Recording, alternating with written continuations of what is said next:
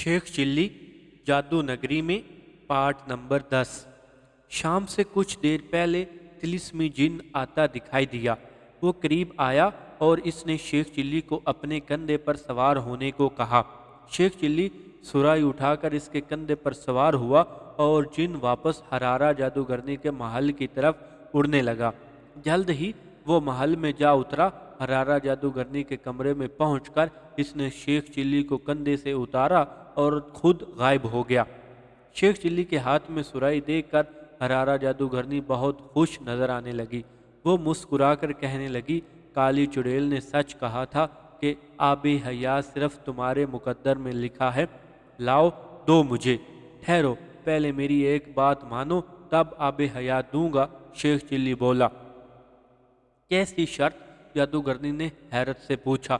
शर्त यह है कि पहले तुम यूनान की शहजादी नीलूफर को इंसान बनाकर आज़ाद कर दो, फिर मैं तुम्हें ये सुराही दे दूंगा। बकवास मत करो शेख चिल्ली, वो गजबनाक होकर बोली।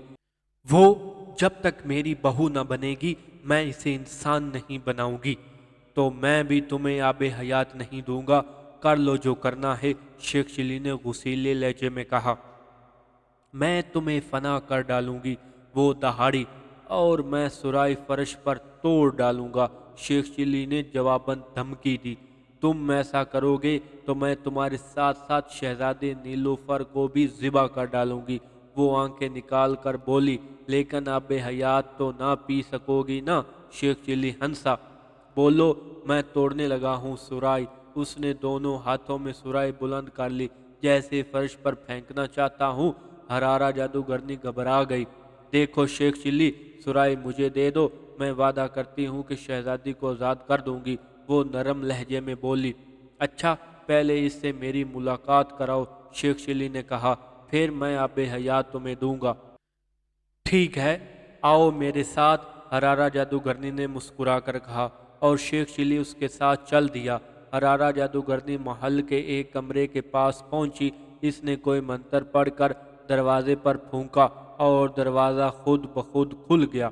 वो दोनों कमरे में दाखिल हुए तो अंदर हिरनी शहजादी फर्श पर बैठी रो रही थी। शेख चिल्ली ने हिरनी को रोते देखा तो इसे दुख हुआ।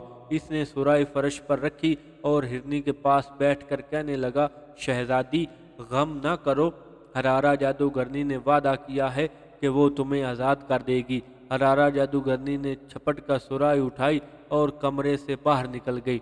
इसके जाते ही दरवाज़ा बंद हो गया। शेख चिल्ली बुखलाकर दरवाजे की तरफ भागा और इसे खोलने की कोशिश करने लगा, लेकिन दरवाज़ा ना खुला। रहने दो शेख चिल्ली, तुमसे नहीं खुलेगा, ये जादू से खुलता है, हिरनी शहजादी ने कहा। मैं इस गरारा की बच्ची को माफ़ नहीं करूँगा। शेख चिल्ली घर्राया, इसने मुझसे धोखा किया है। शेख चिल्ली, अब तुम सारी उम्र इसी कमरे में कैद रहोगे। बाहर से हरारा जादूगरनी ने हंसकर कहा, तुम बहुत खबीस, मक्कार और जलील औरत हो। शेख चिल्ली दहाड़ा, खुदा ने चाहा तो तुम अपने मकसद में कामयाब ना हो सकोगी। हरारा जादूगरनी बोली, मैंने आबे हयात पी लिया है, अब मैं पूरी जादूगरनी की मालिक बन जाऊंगी। ये कहकर खुशी खुशी अपने कमरे में वापस आई। कुर्सी पर बैठकर इसने एक मंत्र पढ़ा और फर्श पर लंबी हड्डी से चोट लगाई। ऐसा करते ही फर्श में से एक बगला नमूदार हुआ। तिलिस्मी बगले, तुम जाओ और जादू नगरी के तमाम हिस्सादारों को इतला दो कि मैंने आबे हयात पिया है और कोई मेरा मुकाबला नहीं कर सकता।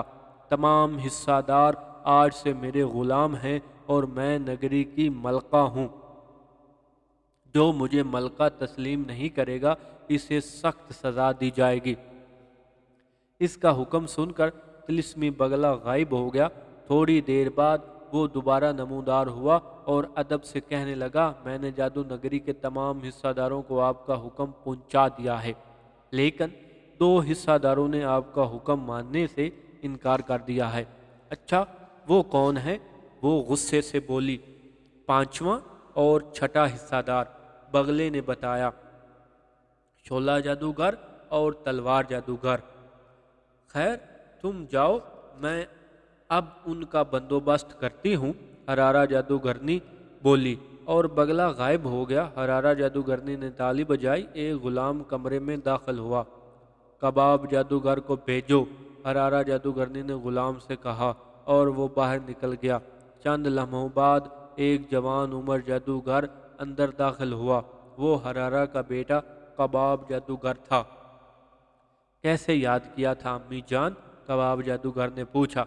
بیٹے، میں نے آب حیات پی لیا ہے، اب میں کبھی نہ مر سکوں گی۔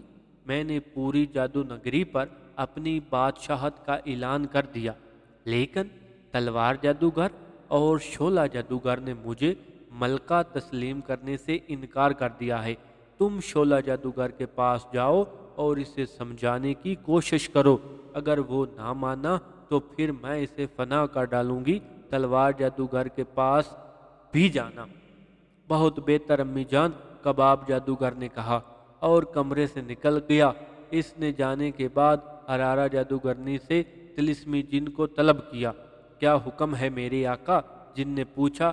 میں اب اس نگری کی ملکہ ہوں، میرے لیے شاہی محل اور شاہی دربار تیار کرو، حرارہ جادوگرنی نے حکم دیا۔ طلسمی جن نے سر جھکایا اور غائب ہو گیا۔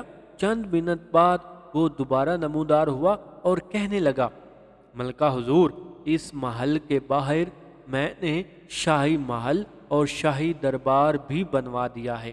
یہ کہہ کر وہ غائب ہو گیا۔ حرارہ جادوگرنی نے ایک منتر پڑھ کر اپنے بالوں کو جھٹکا، فوراً ہی بالوں سے کئی کبوتر نمودار ہو گئے۔ جادو نگری کے تمام لوگوں کو خبر کر دو کہ میں ان کی ملکہ ہوں اور وہ کل شاہی دربار میں پیش ہوں، حرارہ نے کبوتروں سے کہا۔ اس کا حکم سن کر تمام کبوتر اڑتے ہوئے کمرے سے نکل گئے۔ شعلہ جادوگر جلدی سے تلوار جادوگر کے محل پہنچا۔ اسے دیکھ کر تلوار جادوگر نے کہا، میں تمہاری طرف آنے والا تھا، تم نے حرارہ جادوگرنی کا حکم سنا ہے؟ شعلہ جادوگر بولا، ہاں، وہ بے وقوف اس بھول میں ہے کہ اس نے اصلی آب حیات پیا ہے۔ تلوار جادوگر نے ہنس کر کہا۔ پھر اب کیا کرنا چاہیے؟ شعلہ جادوگر نے پوچھا۔ جادو نگری کے بقیہ حصہ داروں کو بلا کر بات کرتے ہیں، تلوار جادوگر بولا، وہ ہمارا ساتھ دیں گے۔ اس نے ایک غلام کو طلب کر کے کہا، جادو نگری کے تمام حصہ داروں کو بلا لاؤ، کہنا بہت اہم بات کرنی ہے۔ غلام چلا گیا۔ چند منٹ کے اندر اندر جادو نگری کے 4 حصہ دار وہاں پہنچ گئے۔ شعلہ جادوگر نے ان سے کہنے لگا، بھائیو، حرارہ جادوگرنی ہم سب کے حصوں پر قبضہ کرنا چاہتی ہے۔ اس نے ہمیں ڈرانے کے لیے یہ ظاہر کیا ہے کہ اس نے آب حیات پیا ہے۔